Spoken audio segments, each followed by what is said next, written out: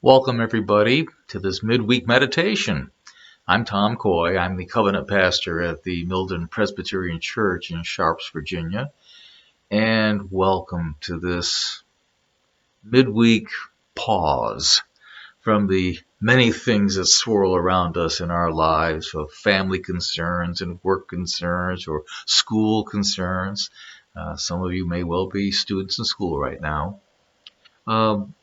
There are so many things going on that take us in so many directions, and yet it's so helpful to just step out of all of that and think about things that are related to the spirit, to the heart, to the soul, not to the body necessarily, not to the mind necessarily, but the deeper things that make us truly human. It's that inner world, that inner self that needs to be nurtured and fed and cared for. And so often we neglect it. It's so easy.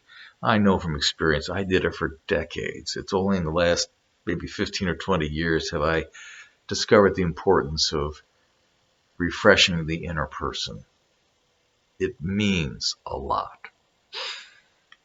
Well, this series of midweek meditations is meant to do just that. It's meant to help us develop and grow in our spirits and in our souls. I'm starting a new series today. It's called The Worship Service, which is the worship experience that Christians have.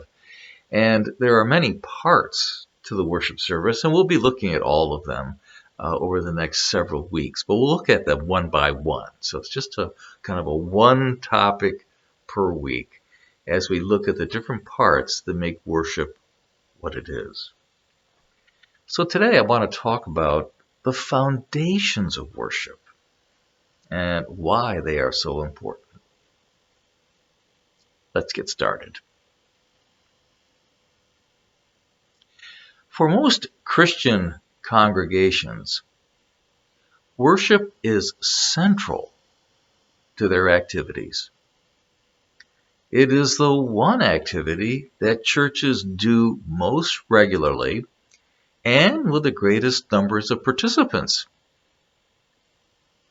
In terms of church programming language, it's the number one activity. And yet for many souls, worship remains a mystery. People are sometimes confused, perhaps often unsatisfied. They're not sure of what's going on or why. To their ears, words like introit and doxology sound like some kind of cultish code. They wonder, how does a prayer about sin differ from an opening prayer or a pastoral prayer? And what is up with those hymns? They seem so different from what one hears at the Grammys. I dare say we have all had questions like that at one time or another. What I would like to do over the next several weeks is take a few moments to explore the various elements of worship so that we might gain a better understanding of them. Whether we are faith seekers or new Christians or lifelong churchgoers, it's my hope that we will all be enriched in our appreciation of worship. So, what is worship supposed to be about? Taking a cue from our own Presbyterian Directory of Worship, W1.1001, we are people of the book after all, we hear these words: Christian worship joyfully ascribes all praise and honor, glory and power to the triune God. In worship, the people of God acknowledge God present in the world and in their lives. As they respond to God's claim and redemptive action in Jesus Christ, believers are transformed and renewed. In worship, the faithful offer themselves to God and are equipped for God's service in the world. Now that's a pretty academic sounding description, but did you catch the verbs, the action words?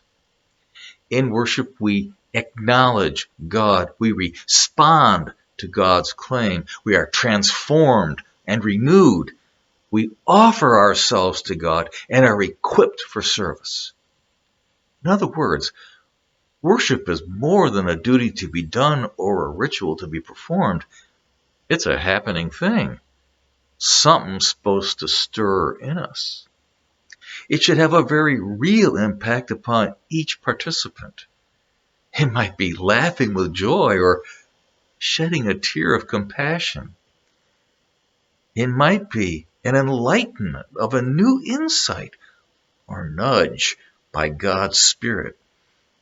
It might be the inspiration of giving God praise or feeling the relief of sins forgiven.